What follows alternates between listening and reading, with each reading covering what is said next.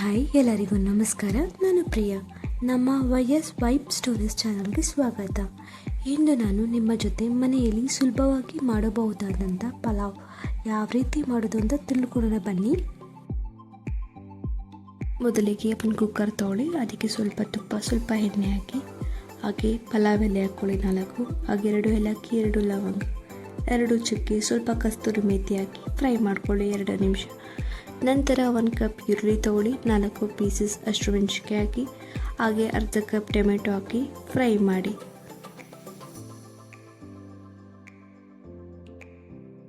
ಹಾಗೆ 1 cup beans, 1 cup ನೌಕಲ್, 1 cup carrot, 1 cup ಬಟಾಣಿ ಹಾಕಿ ಫ್ರೈ ಮಾಡ್ಕೊಳ್ಳಿ.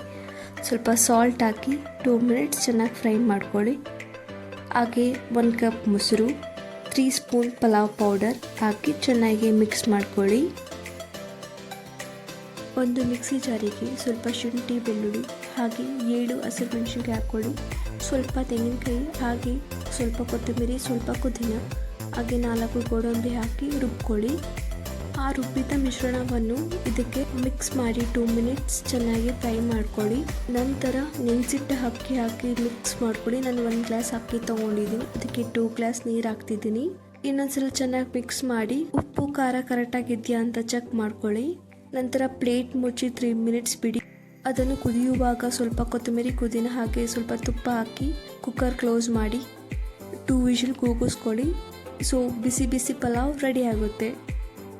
ಈ ವಿಡಿಯೋ ನಿಮಗೆ ಇಷ್ಟವಾಗಿದ್ದಲ್ಲಿ ಲೈಕ್ ಮಾಡಿ, ಹಾಗೆ ನಿಮ್ಮ ಸ್ನೇಹಿತರಿಗೆ ಶೇರ್ ಮಾಡಿ. ನೀವು ಮನೆಯಲ್ಲಿ ಟ್ರೈ ಮಾಡಿ ನಿಮ್ಮ ಅನಿಸಿಕೆಯನ್ನು ಕಮೆಂಟ್ ಮೂಲಕ ನನಗೆ ತಿಳಿಸಿ.